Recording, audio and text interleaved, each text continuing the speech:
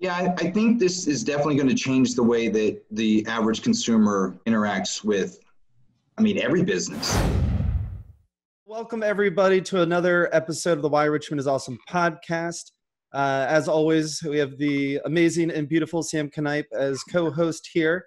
And today we're both really excited to talk with Chris. And I imagine you're the owner and founder of Chop Chop.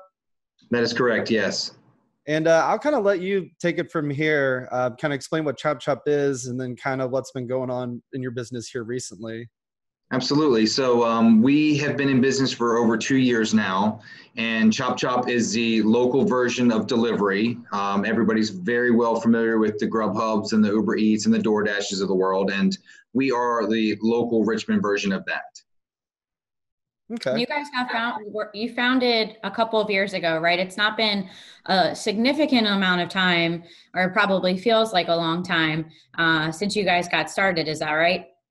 Yeah, it was late it was early 2018 in January that we started, and then we launched in March. And, it's been slow moving since then. DoorDash launched the exact same month as us. And that kind of stole a lot of our thunder, which wasn't fun to deal with. But, we've been kicking and scraping and clawing and fighting and doing everything we could to stay relevant. And now we are very relevant. Yeah. Are there any differences between you and the other services, or just you're local and so might as well support local?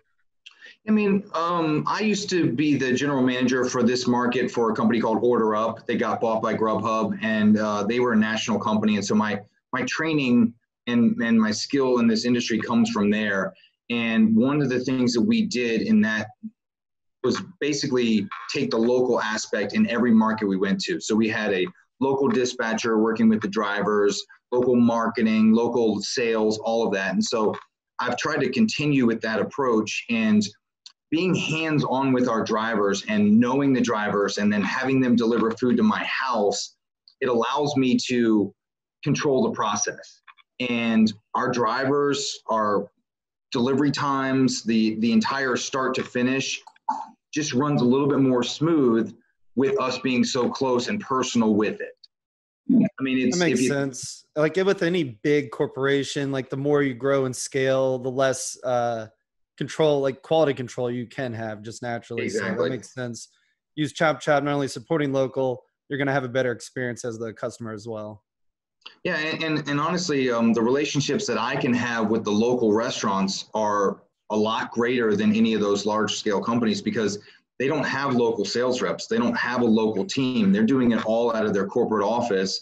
And a lot of these restaurant owners, they don't want to have a phone conversation. They want you to sit down and have a cup of coffee, have a beer, and, talk about what's important to them. It's their livelihood, and they can't sell that over a phone. Right. Can you talk to us a little bit about the shift? I know you guys always delivered local, COVID started happening, restaurants just one by one just started closing. How did that impact you guys? Did you just have, was your phone buzzing off the hook like, hey, we need delivery, help us out? Or how did that? It was kind of a lot of back and forth. We had a large number of restaurants that just shut down. And then we had a large number of restaurants that were reaching out to us to get them on board. So we've basically taken our process that we would normally do over a year or maybe even 2 years, and we've crammed that into 3 months. And so you're seeing this cycle just quickly happen. Some of the restaurants that were open, they've decided that after a couple of weeks of trying this, that it just wasn't for them. They wanted to shut down. And then again, like a company like Peter Chang's, they did it for a little bit, then they shut down, they regrouped, and now they're opening back up today. So we're seeing just the dynamic of what we deal with. Smaller menus, items running out, customers will order something, the restaurant will call me right away and say, hey, we just 86 that, can you call the customer? And honestly, the Richmond community has been great. They've been very flexible with this. They understand that the kitchens have a smaller staff, a skeleton crew, and they understand that things are changing constantly. Yeah. So it's been a whirlwind of everything that we deal with. How about cocktails? Are you excited about that? Were you going to ask about that, Alex? Well, I was going to ask if you're hiring, like, have you seen such a big uptick in activity that like you're needing people right now? Yes, I mean, we've kind of leveled off. We're adding more restaurants. We've actually gotten a request for 10 restaurants in Mechanicsville, which wasn't really an area that we had targeted that we were going to advance and expand to. But because of the demand, we're going to grow there. So I'm specifically targeting drivers in Mechanicsville, Short Pump area. We've had a lot of requests out there, and it's just one of the reasons why those bigger companies have a little less quality in service is because their delivery zones are so big. And what we like to do is make sure that we have targeted areas and the location is big enough to handle all the customers and get all the customers that want the restaurants, but also small enough so the drivers can actually go back and forth to the restaurants in a timely manner.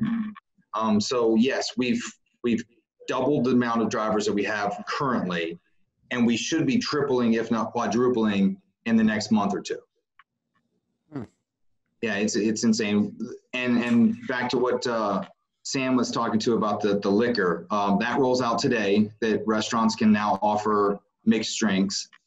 We've been delivering beer and wine for over 1.5 years, and so we do have the ability to do that for all the restaurants. And then I guess it was a 1.5 weeks ago, we picked up 3 distilleries.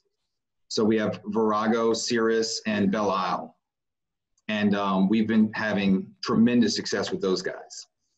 That's so awesome. I almost forgot that you guys do the distillery deliveries as well. I know Cirrus had picked that up, so it's cool to hear that there's other local ones doing it.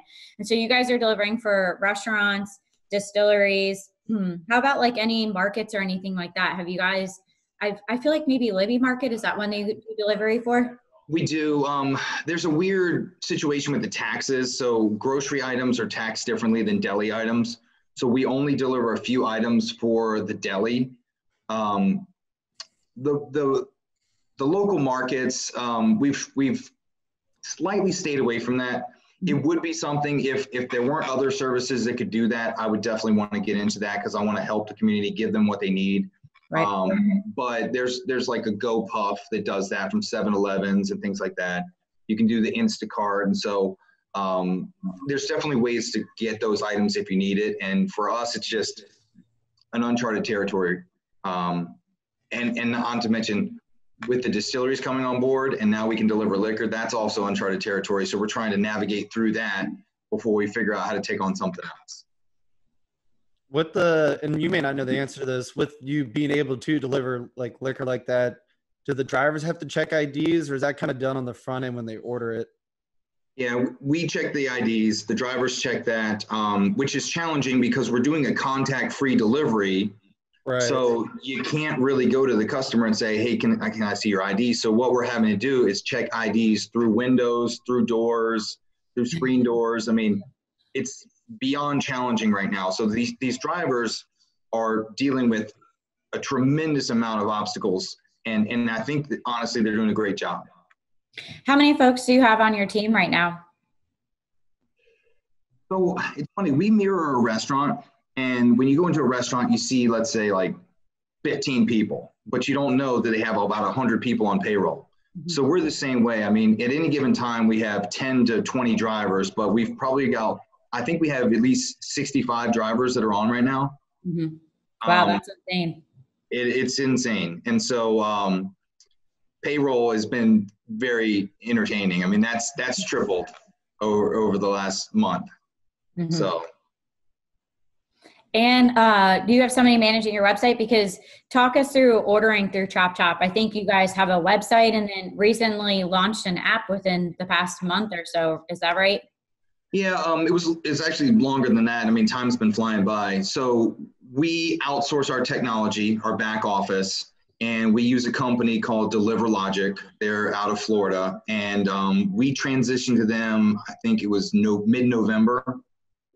And it took about 1.5 months to get the app and everything running. So it was probably close to December that happened. But the system works very well for us. We've got a whole team of dispatchers plus myself. I wish they were local to here for that particular piece, but that's their home office, and they actually do a phenomenal job. They've had to hire 3 more dispatchers just to handle our increase in orders. Wow. Yeah. I mean, it's definitely been a growth that is unexpected. It's been a growth that's almost unwelcome because of the circumstance and why it's happening. So I'm trying to get grips on the fact that I'm happy for the success, but also I want it to go away, because that means everybody can get back to their lives, so we can get back to a little bit of what we call normal. But until that happens, we just kind of have to play our roles in this and figure out how to push forward.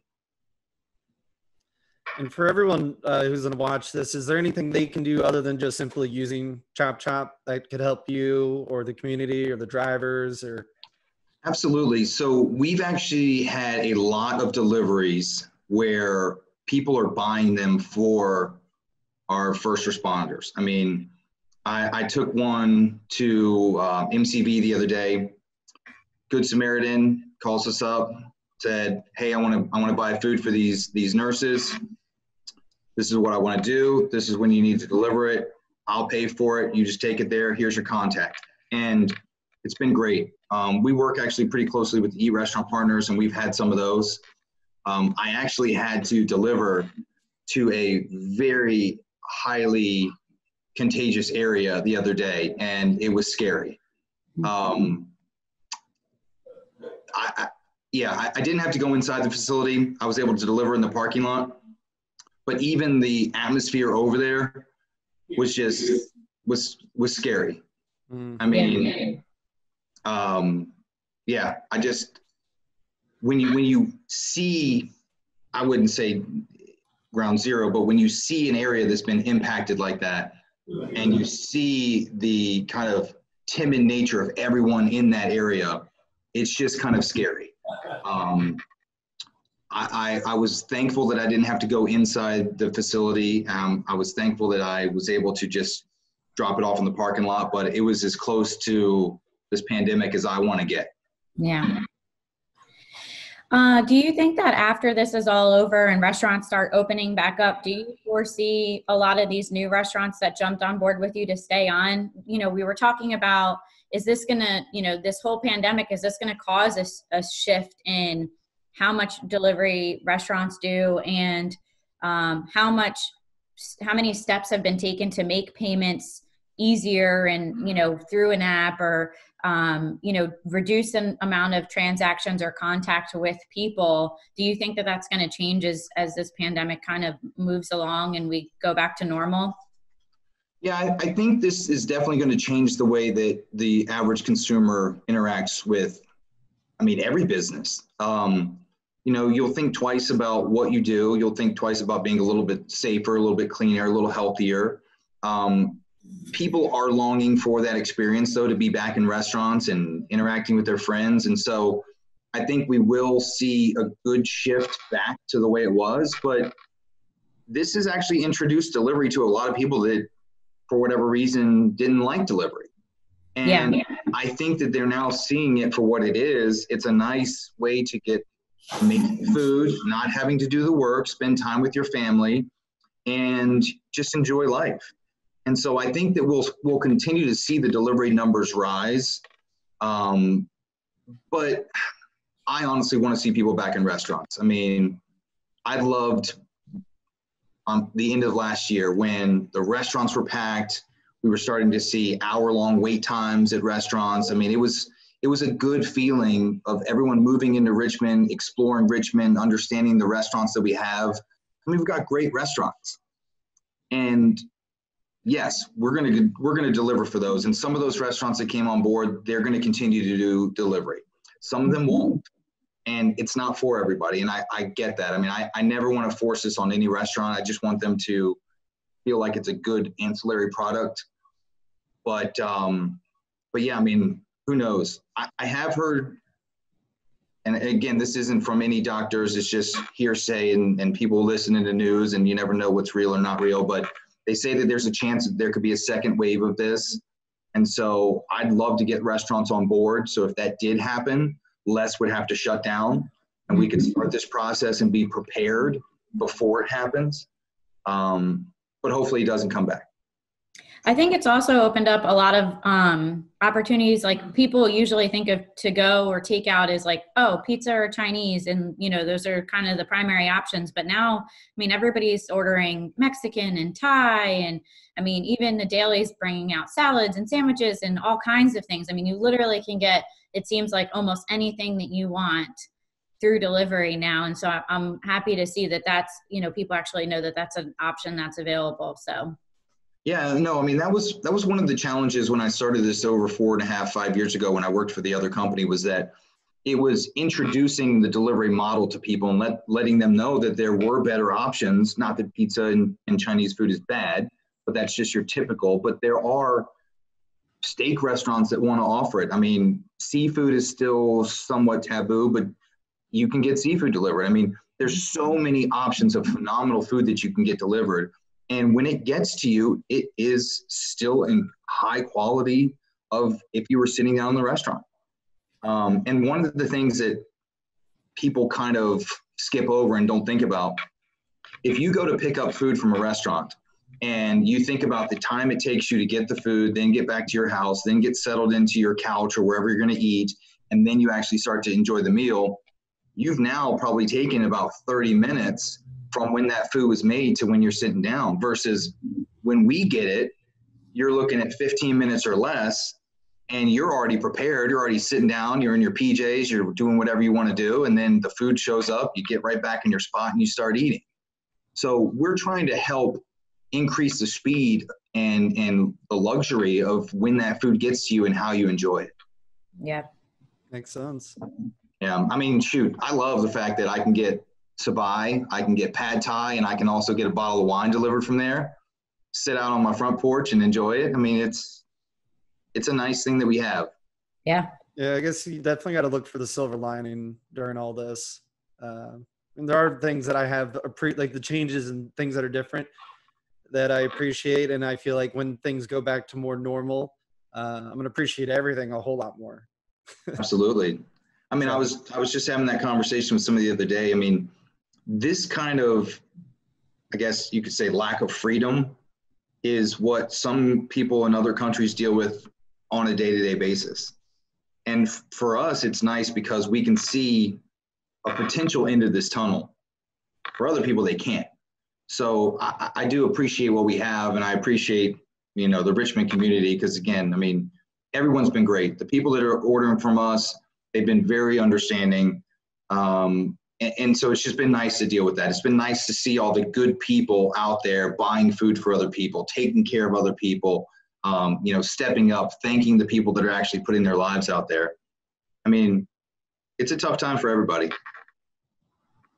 Do you have any specials or, specials and or are there any restaurants or partners that you specifically want to shout out on this call? No, I mean, I love all the restaurants that we work with. I would love to be able to grab a couple and say that this is the way to go, this is not the way to go. I mean, if I were to say that, Izzy's is actually going to be shutting down tomorrow for a couple weeks to figure out what they're going to be doing. So I want to give them a nice send off. You know, I want to welcome back all the restaurants that are coming back on board. I mean, Asado is downtown. They stopped doing delivery and they had to shut down. And I reached out to the owner and said, let's get this back up. And they opened back up and we've got delivery going. So they're definitely one that I think is great. And again, Peter Chang's is back on board today as well. So the only thing I can suggest is the restaurants that are open, support them, order from them. If you're right down the street, if it's a nice day, take a stroll, go get takeout. The restaurants are going above and beyond to make sure that everything that they do is safe. I mean, you wouldn't imagine how many times they wipe down everything. Mm-hmm. The doors, the tablets that they're using. I mean, everything they're doing is I think above and beyond the measures that they need to be taken. Awesome. Are you guys still doing free delivery? I know you were doing that a little bit, especially when it first hit. I any specials or things that people should know if they are going to hop on today or in the next couple of days and order through the website or app? Yeah, we're going to keep doing free delivery until this is over, until they say people can go back into restaurants. And if you use the code SAFETY, the order does need to be a minimum of $15 off the subtotal pre-tax. And other than that, you can get free delivery from now until, let's say, mid-June. Awesome. So, and for everyone listening, tip the drivers good too. Yeah. As a delivery boy in college, I sometimes people wouldn't tip at all, and driving all the way to someone's house, that sucks. I doubt that anyone would do that right now, but just don't forget your delivery drivers. Yeah, I mean, again, the community has been great. The tips have been phenomenal. The drivers are making good money. I could probably talk for another 3 hours about stories of how these people have been put out of their jobs. They've been driving and they're loving it. It's getting them out of their house. It's getting them money to pay their bills. The community has been great to the drivers. So we definitely appreciate that. That's awesome. And where can we find you guys? What's your Instagram handle and website? It's chopchoprva.com. And when you look us up, it's chopchoprva. And when you're downloading the app, make sure you put the RVA in there, because otherwise you'll get a place that cuts hair in Minneapolis or something. Awesome. Good to know. Yeah. Thank you guys so much for having me. Yeah. Thank you for your time and sharing what's going on. And yeah, everyone have a great rest of your day. Happy Friday, guys. Thanks for your around. Okay. See ya. See ya. Thanks for listening. Why Richmond is Awesome podcast is hosted by Sean and Sam Knipe of the Richmond Experience and Lauren and Alex Glazer of the Glazer Group Realtors. It is produced and edited by Miles A.G. Productions. Our theme song is RVA All Day by No BS Brass Band. Please rate us and leave a review on iTunes or wherever you listen to podcasts. And follow us at whyrichmondisawesome.com and on Instagram at The Richmond Experience and at Why Richmond is Awesome.